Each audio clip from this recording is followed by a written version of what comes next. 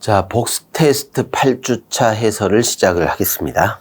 강제 징수부터 국가 배상까지입니다.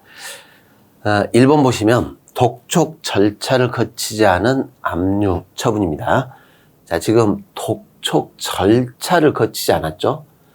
절차 위반입니다. 절차 위반. 우리 판례는 주로 절차 위반의 처분을 무효까지 보지는 않는다 이렇게 했어요. 그래서 중대 명백한 하조로 무효로 볼 것이다. 틀렸죠. 무효까지는 보지 않습니다.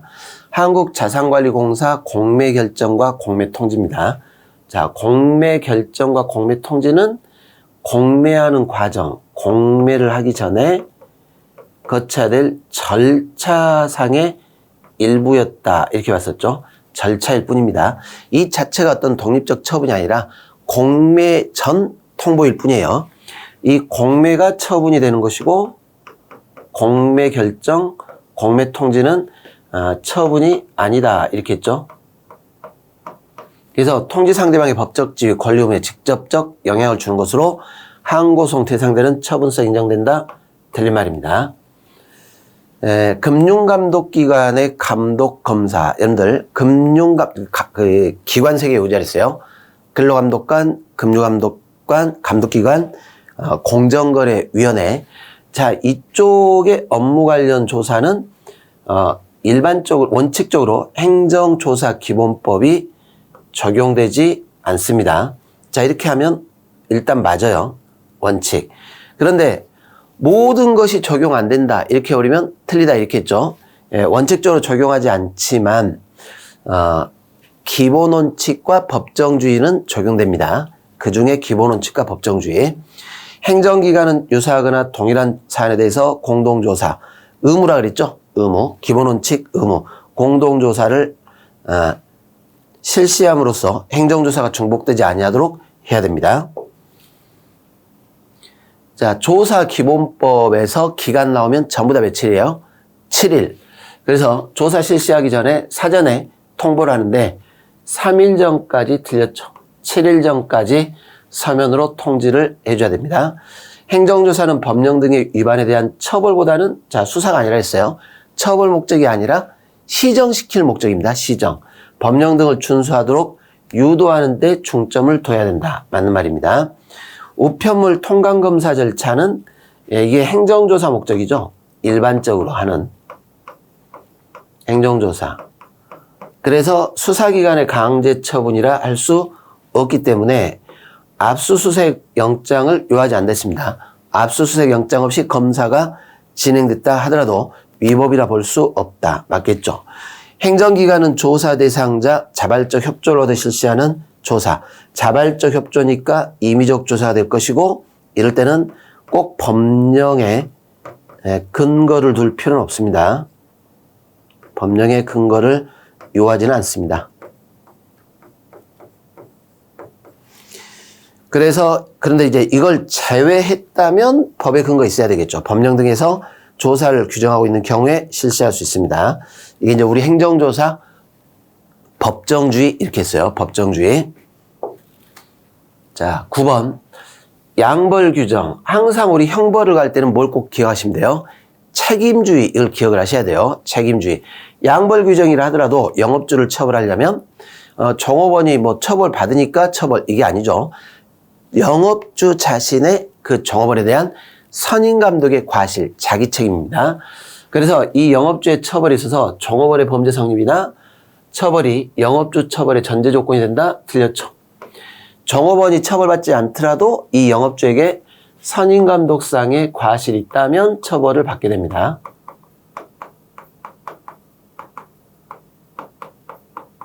자주 나오는 지문입니다.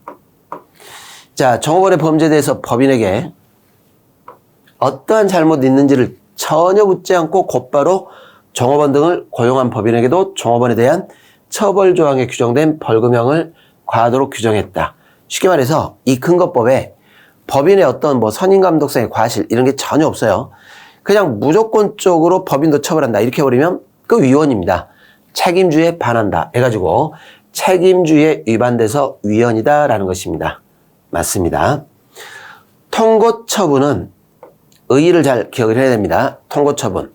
상대방은 이 통고 처분에 따라 이걸 낼까 말까 강제성이 없어요. 납부하면 처분은 종료되지만 기간 내 납부 안 하면 통고 처분의 효력이 상실되는 겁니다.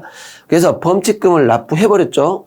납부했다면 이제 처벌 절차는 종료가 됐기 때문에 동일 사건에 대해서 다시 형사처벌하는 것 일사부재리 원칙에 반하는 게 아니다. 맞습니다. 일사부재리 원칙에 반하는 게 아니다. 틀렸죠. 일단 납부했다면 더 이상은 처벌이 종료가 되기 때문에 기소 자체를 할 수가 없습니다. 판례에 의하면 지방자치단체가 그 고유의 자치사무를 수행한다. 자치사무 수행할 때는 지방자치단체와 국가는 별개 법인이 되는 것이고, 자, 어떻게 돼요? 양벌 규정 적용되겠죠. 그러니까 자치사무 수행할 때는 지방자치단체도 국가법을 준수를 해야 되는 겁니다. 그래서 지방자치단체가 행정주체인 이상 행정벌의 양벌 규정에 의해 처벌 대상 될 수 없다. 들렸죠. 이때는 서로 국가와 별개 법인, 공법인이기 때문에 양벌 규정의 처벌 대상이 되는 겁니다. 다만 이제 기관 위임 사무 이런 거 처리할 때는 양벌 규정이 적용이 안 된다. 이렇게 봤었습니다. 통고 처분은 어차피 상대방에게 강제성이 없어요. 납부를 안 하면 통고 처분 효력 상실. 그러니까 뭐 의무를 부담시키는 게 없죠. 그리고 고발이 된다면 형사소송으로 가야 될 사안입니다. 그래서 행정쟁송의 대상이 되지가 않습니다. 처분에 해당하므로 틀렸죠. 행정소송을 제기해서 다툴 수 있다. 항고소송의 대상되는 처분이 되지가 않습니다. 자, 우리 질서위반행위규제법에서 이제 이것도 처벌이기 때문에 과태료 부과할 때 고의과실이 있어야 돼요. 고의과실 없는 위반행위는 부과를 아예 하질 않습니다. 질서위반행위규제법은 과태료 부과에 대해 이의가 제기됐다. 자, 이게 통고처분하고 차이가 있습니다. 행정청의 과태료 부과에 대해서 이의 제기가 있다면 과태료 부과 처분의 효력이 상실되는 것이고, 이의 제기가 없다면 체납되는 거예요. 체납. 과태료 체납. 자, 이의 제기가 됐으니까 행정청의 과태료 부과 처분의 효력을 상실합니다.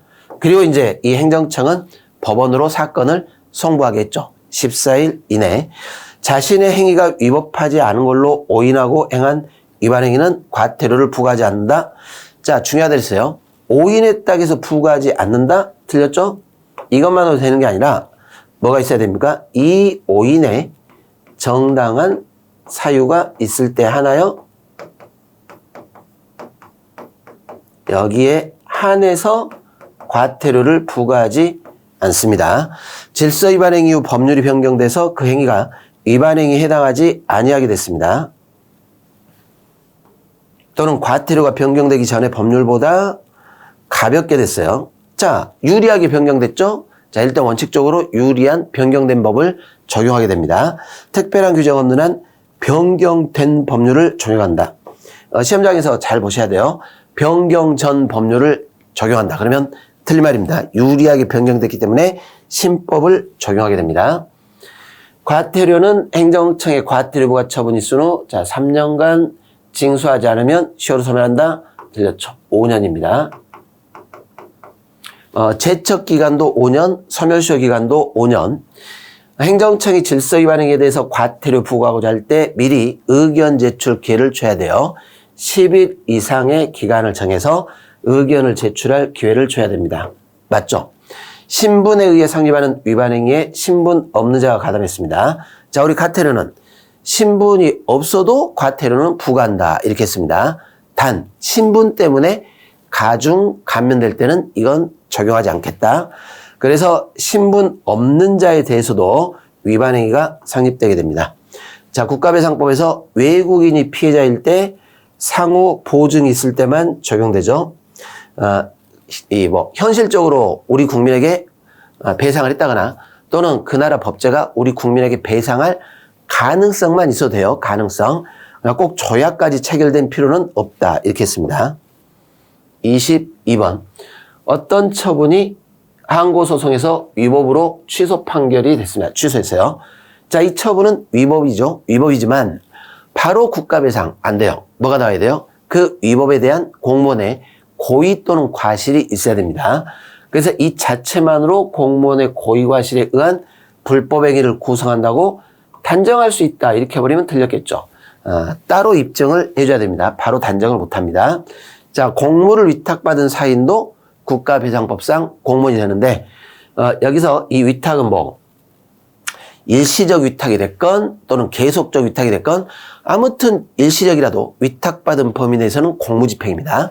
다 들어가는 것이죠. 실질적으로 공무에 종사하고 있는 자는 공무위탁이 일시적, 한정적이라 할지라도 공무원에 해당하게 됩니다. 자, 의용소방대원은 우리 판례에 의하면 국가기관도 아니고 의용, 스스로 참여 아니냐 해가지고 공무수탁 사인으로 보지 않습니다. 국가기관이라 할 수 있다. 틀렸죠. 민간인들이 이렇게 이제 구성해가지고 참여하는 거지. 이게 국가기관으로 보질 않습니다.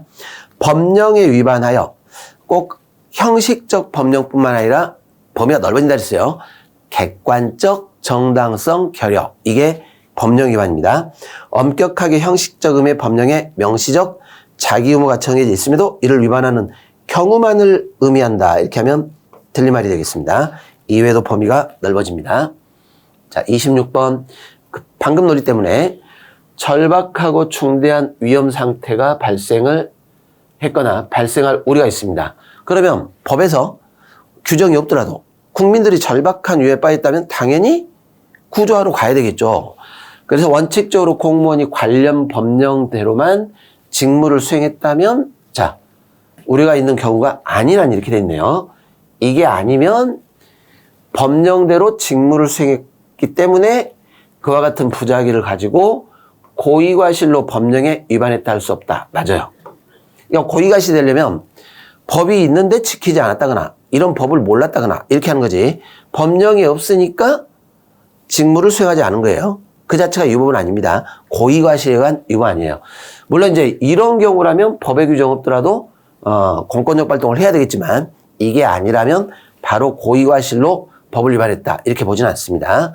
국회의원의 입법행위 위헌결정 났다고 해서 바로 국가배상 인정 아니라 그랬습니다. 여기에 뭐가 또 들어가야 돼요? 고의과실에 의한 위법 이런 게 들어가야 되기 때문에 극히 예외적으로 국가배상이 인정된다 이렇게 했습니다. 극히 예외적으로 입법 내용이 헌법문헌에 명백히 위반됨에도 불구하고 국회가 굳이 당의 입법을 한 것과 같은 특수한 경우가 아니란 국가배상법 위법행위에 해당한다 볼 수 없다. 맞습니다. 피해자가 받은 손해는 적극적 손해와 소극적 손해 다 들어갑니다. 위자료도 다 들어가고. 그러니까 손해는 다 들어간다 그랬어요. 적극, 소극, 정신적 피해, 신체, 생명, 재산 전부 다. 위자료는 포함되지 않는다. 이게 틀렸죠. 자, 29번입니다. 헌법재판소 재판관의 위법한 직무집행 결과 잘못된 각하 결정을 했습니다. 그러면 이 헌법재판관은 법 전문가라 이렇게 잘못된 각하 결정, 되게 이제 뭐 기간 계산을 잘못했다거나 뭐 이런 경우인데 과실 인정돼요. 그러면 이게 손해입니다. 이게 여기서 알아두세요. 청구인은 국민들이 일반적으로 그럴 거예요. 아니 헌법재판소 재판관 정도 되면 내가 적법하게 심판 청구했다면 당연히 위헌인가 합헌인가 본안에서 판단을 해주겠지라고 기대할 거라는 겁니다. 그 기대가 깨져버린 거예요. 그리고 정신적 충격을 받았다. 이게 우리 판례 입장입니다. 그래서 이렇게 잘못된 각하 결정을 했을 때 바로 손해 생겨요. 정신적 충격에 따른 손해가 발생한다. 이렇게 와요. 그래서 이 문제가 나오면 여러분들 어떻게 생각하시냐면 손해도 발생했다 이렇게 생각하세요. 손해 있다. 지금 손해 발생했다. 국가배상 요건을 구매한 것이죠. 그래서 손해가 발생했기 때문에 이제 뒷말 이게 중요합니다. 만약 본안 판단을 했더라도 어차피 청구가 기각될 거라는 사정이 있다는 거예요. 자, 이게 중요한 게 아니에요. 이미 손해는 발생했어요. 설령 이런 사유가 있더라도 국가배상 책임이 인정됩니다. 인정되지 아니한다. 틀린 말입니다. 자, 세무과 소속의 공무원이 무허가 건물 세입자들에 대해서 시형 아파트 입주권 매매 행위를 했습니다. 세무 행정이 아니라는 게 확실하죠? 세무 공무원의 세무 행정이 아니라는 것이 객관적으로 보더라도 명백합니다. 그래서 외관상 직무범인의 행위로 볼 수 없다. 맞겠죠. 도로 개설 등 공사로 인한 무허가 건물의 강제 철거와 관련해서 이루어지는 지방자치단체 철거 건물 소유자에 대한 시형 아파트 분양권 부여입니다. 자, 이거는 단순히 사경제 작용으로 아파트를 매매하는 게 아니라 지원을 해주고 있죠. 지원. 생활대책이라든가 이런 식으로. 자, 이거 일종의 공행정 작용으로 봐야 돼요. 급부행정. 더구나 우리 판례는 공권력 행사로 보고 있습니다. 사경제 주체 활동이므로 틀렸죠? 지방자치단체 공권력 행사로 보기 어렵다. 오히려 공권력 행사로 보고 있습니다. 그래서 여기도 뭘로 들어가요? 국가배상법상의 직무에 들어가는 겁니다. 틀린 말입니다. 도로하청 공물이죠.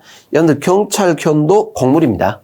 경찰견도 범인 이렇게 수색한다거나 이때 사용되는 공용물입니다. 공용물. 그래서 이 용조물에 포함되지 않는다. 틀린 말입니다.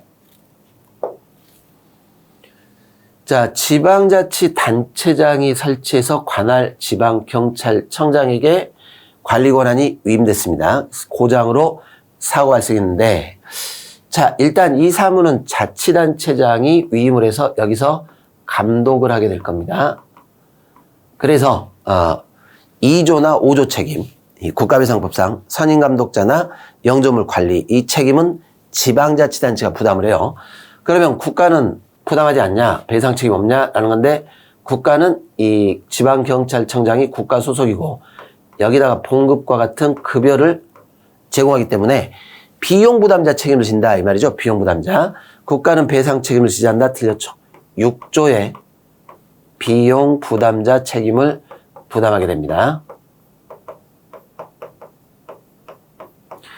공공의 영조물이라면 국가자치단체에 의해서 특정 공공목적에 공여된 유체물 내지 물적설비. 자, 맞아요. 그러니까 영조물이라고 되어 있지만 단순한 공물을 뜻한다고 했습니다. 인적 물적 결합체가 아니라 유체물 내지 물적설비. 국가 또는 지방자치단체가 소유권, 임차권 그 밖에 권한에 의해서 관리하고 있는 경우 당연히 들어가는 것이고, 사실상 관리하고 있는 경우도 다 포함됩니다. 자, 예산 부족 갖고는 절대적 면책 사유가 되지 않는다 이렇게 했습니다. 고속도로 관리상 하자가 인정되더라도 고속도로 관리상의 하자를 판단할 때, 자, 불가항력적 면책 사유. 그러니까 피해자는 손해배상을 받을 수 있는 요건. 공물의 고속도로의 하자로 인한 손해였다. 그러면 이제 면책 사유는 관리자 쪽이 입증을 해줘야 되겠죠. 그래서 관리상의 하자를 판단할 때 점유 관리자 쪽에서 면책 사유를 입증을 해야 됩니다. 손해방지에 필요한 주의의무를 해태했다는 주장 입증 책임은 피해자에게 있다. 틀렸어요. 이 부분이 면책 사유이기 때문에 점유관리자 쪽에서 입증을 해줘야 돼요. 피해자가 아니라. 그래서 피해자는 공물의 하자로 인한 손해다. 이렇게 입증을 하면 관리자 쪽에서 우리는 필요한 주의 혜택을 하지 않았다라는 걸 입증을 해야 면책된다. 이렇게 하는 겁니다. 피해자가 입증을 하지는 않습니다. 자, 37번. 소음 등을 포함한 공해 등의 위험지역으로 이주해 거주하는 것이, 자, 이때 어떻게 했어요? 이걸 예측을 하고 들어갔냐, 못하고 들어갔냐. 여기서 갈라진다 그랬죠? 왜? 수인한도를 넘는 공해 피해, 이게 나와야 이주자들이 손해배상을 받게 되는데, 수인한도 내냐 아니냐는 알고서 이주했냐, 모르고 이주했냐, 이런 것들이 좌우가 되는 겁니다. 그런데 이걸 인식을 하고 그로 인한 피해를 용인하면서 접근했어요. 그러면 뭐하고 똑같아요? 이주자들이 뻔히 알면서 입주를 해서 그 정도는 내가 수인하겠다는 소리 아니냐, 이런 말이죠. 자, 이렇게 돼버리면 국가나 지방자치단체 면책 가능성이 높아지는 겁니다. 면책 가능성. 뻔히 알면서 이주했기 때문에 가해자의 면책이 인정될 여지가 있다. 맞는 지문이 되겠습니다. 자, 여기까지 우리가 OX 복습으로 쭉 한번 개관을 또 해봤습니다. 다음 시간에 손실보상부터 행정쟁소까지도 정리를 해보도록 하겠습니다. 수고들 했습니다.